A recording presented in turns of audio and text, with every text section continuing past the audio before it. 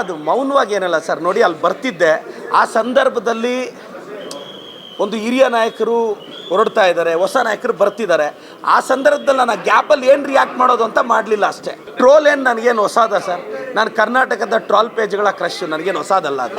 ಈ ದೇಶದಲ್ಲಿ B J ಪಿಯವರ ಗೂಂಡಾಗಿರಿ, ಬಿ ಜೆ ಪಿಯವರ ರೌಡಿಸಮ್ ಜಾಸ್ತಿ ಆಗಿದೆ.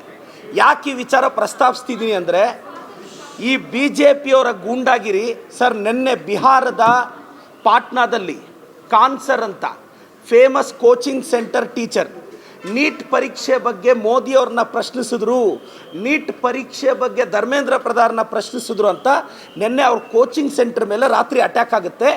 8 ರಿಂದ 10 ಸಲ ಗನ್ ಫೈರ್ ಮಾಡ್ತಾರೆ. ಒಬ್ಬ ಕಾನ್ಸರ್ ಅಂತ ಬಡವ್ರ ಮಕ್ಕಳಿಗೆ ಟೀಚರ್ ಪಾಠ ಹೇಳ್ಕೊಡೋ ಟೀಚರು ಕೇಂದ್ರ ಸರ್ಕಾರದ ವಿರುದ್ಧ ಮಾತಾಡಿದ್ರು ಅಂತ ಬಿ ಜೆ ಪಿ ಗೂಂಡಾಗಳು ಹೋಗಿ ಬಿ ಜೆ ಪಿ ಬೆಂಬಲಿತರು ಕೋಚಿಂಗ್ ಸೆಂಟರ್ನೇ ಪುಡಿ ಮಾಡಾಕಿದ್ದಾರೆ.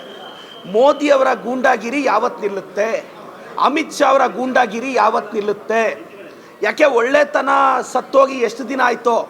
ಮೋದಿಜಿಯವರೇ, ಅಮಿತ್ ಶಾ ಅವರೇ, ನಿಮ್ಮ ಗೂಂಡಾಗಿರಿ ವೆಸ್ಟ್ ಬೆಂಗಾಲಲ್ಲಿ ಅಭಿಷೇಕ್ ಬ್ಯಾನರ್ಜಿ ಮೇಲೆ ಅಟ್ಯಾಕ್ ಮಾಡಿದ್ರಿ. ನಿಮ್ಮ ವಿರುದ್ಧ ಯಾರೆಲ್ಲ ಮಾತಾಡ್ತಾರೋ ನಿಮ್ಮ ಬೆಂಬಲಿಗರೋಗಿ ಅವ್ರನ್ನ ಅಟ್ಯಾಕ್ ಮಾಡೋದು. ಇಂಥವೆಲ್ಲ ಪ್ರಜಾಪ್ರಭುತ್ವದಲ್ಲಿ ನಡೆಯಲ್ಲ. ಇವತ್ತು ಕಾನ್ಸರ್ ಅಂತ ಸರ್ ಬಿಹಾರಲ್ಲಿ ದಯವಿಟ್ಟು ತಾವು ನೋಡಬೇಕು. ಕೋಚಿಂಗ್ ಸೆಂಟ್ರ್ ಮುಂದೆ ಹೋಗಿ ಯಾವನಾದರೂ ಗನ್ ಫೈರ್ ಮಾಡ್ತಾನ? 8 ರಿಂದ 10 ಸಲ. ಆ ಬಿ ಜೆ ಪಿ ಅಲ್ಲಿ ಬಿಹಾರಲ್ಲಿರೋದು ಬಿ ಜೆ ಪಿ, ಸೆಂಟ್ರಲ್ಲಿರೋದು ಬಿ ಜೆ ಪಿ. ನಾಲಾಯಕಗಳು, ಅಯೋಗ್ಯರು, ಅಸಮರ್ಥರು, ರೌಡಿಗಳು, ಗೂಂಡಾಗಳು ಈ ಬಿ ಜೆ ಪಿಯವರು. ನಾನು ಮತ್ತೊಮ್ಮೆ ಇದೆಲ್ಲ ಘಟನೆಗಳು ನೋಡ್ತಾ ಇದ್ದರೆ ನನಗೆ ಅನಿಸ್ತಿದೆ, ಬಿ ಜೆ ಪಿ ಹಟಾವ್ ದೇಶ್ ಬಚಾವ್, ಬಿ ಜೆ ಪಿ ಹಟಾವ್ ದೇಶ್ ಬಚಾವ್ ಅಂತ ಹೇಳಕ್ಕೆ ಇಷ್ಟಪಡ್ತೀನಿ ಸರ್. Thank you. ಇಲ್ಲ, ಅದು ಮೌನವಾಗಿ ಏನಲ್ಲ ಸರ್. ನೋಡಿ, ಅಲ್ಲಿ ಬರ್ತಿದ್ದೆ. ಆ ಸಂದರ್ಭದಲ್ಲಿ ಒಂದು ಹಿರಿಯ ನಾಯಕರು ಹೊರಡ್ತಾ ಇದ್ದಾರೆ, ಹೊಸ ನಾಯಕರು ಬರ್ತಿದ್ದಾರೆ. ಆ ಸಂದರ್ಭದಲ್ಲಿ ನಾನು ಗ್ಯಾಪಲ್ಲಿ ಏನು ರಿಯಾಕ್ಟ್ ಮಾಡೋದು ಅಂತ ಮಾಡಲಿಲ್ಲ ಅಷ್ಟೇ. ನಾನು ವೋಕಲ್ ಇದ್ದೀನಲ್ಲ, ನಾನು ಬಂದು ಮಾತಾಡ್ತಿದ್ದೀನಲ್ಲ. ಆವತ್ತೇನಂದರೆ ಕೆಲವು ಎಮೋಷ್ನಲ್ ಟೈಮಲ್ಲಿ ಏನು ಮಾತಾಡಿದ್ರೂ ತಪ್ಪಾಗುತ್ತೆ. ಸೊ ಆ ಭಾವುಕ ಕ್ಷಣದಲ್ಲಿ ಸುಮ್ಮನೆ ಇದೆ ಅಷ್ಟೇ ಸರ್, ಇನ್ನೇನಿಲ್ಲ. ಟ್ರೋಲ್ ಏನು ನನಗೇನು ಹೊಸದ ಸರ್? ನಾನು ಕರ್ನಾಟಕದ ಟ್ರೋಲ್ ಪೇಜ್ಗಳ ಕ್ರಶ್, ನನಗೇನು ಹೊಸದಲ್ಲ ಅದು ಸರ್. ನನಗೆ ನೋಡಿ, ಆಸೆ ಅಂತೂ ಇದೆ, ನನಗೆ ಆಸೆ ಇದೆ. ಕೊಟ್ಟರು ಓಕೆ, ಕೊಡದೇ ಇದ್ದರೂ ಓಕೆ. ನಾವೆಲ್ಲ ಪಾರ್ಟಿ ಐಡಿಯಾಲಜಿಗೋಸ್ಕರ ಬಂದಿರೋದು, ಅಧಿಕಾರಕ್ಕಲ್ಲ. I came for the party ideology. ನಾನೊಬ್ಬ ಒ ಬಿ ಸಿ ಹುಡುಗ. ಒಂದು ಒ ಬಿ ಸಿ ಮೂಮೆಂಟ್ನ ತರಬೇಕು ಅನ್ನೋದು ನಮ್ಮ ಉದ್ದೇಶ ಅಷ್ಟೇ.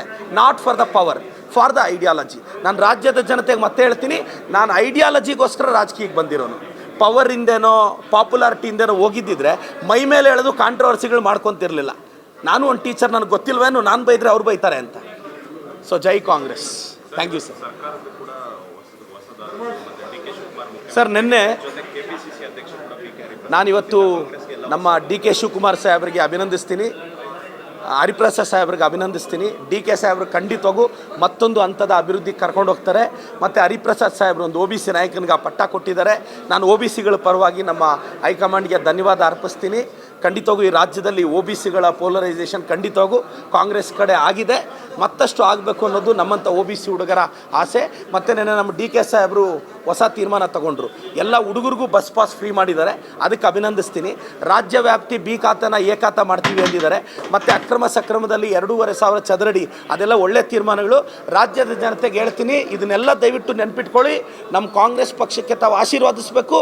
ಮತ್ತೊಮ್ಮೆ 28 ಬಂದು ನಾವು ಭಾಳಷ್ಟು ಇನ್ನು ಪೆಂಡಿಂಗ್ ಇರೋ ಕೆಲಸಗಳನ್ನ ನಮಗಿದು ಫಿನಿಷ್ ಮಾಡೋಕ್ಕೆ ಇನ್ನೊಂದು 6-7 ವರ್ಷ ಬೇಕು ಸರ್. ಖಂಡಿತವಾಗೂ ಅವಕಾಶ ಕೊಡ್ತಾರೆ ಅಂತ ಭಾವಿಸಿದ್ದೀನಿ. ಇಲ್ಲ, ಅದು ಮೌನವಾಗಿ ಏನಲ್ಲ ಸರ್. ನೋಡಿ, ಅಲ್ಲಿ ಬರ್ತಿದ್ದೆ. ಆ ಸಂದರ್ಭದಲ್ಲಿ ಒಂದು ಹಿರಿಯ ನಾಯಕರು ಹೊರಡ್ತಾ ಇದ್ದಾರೆ, ಹೊಸ ನಾಯಕರು ಬರ್ತಿದ್ದಾರೆ.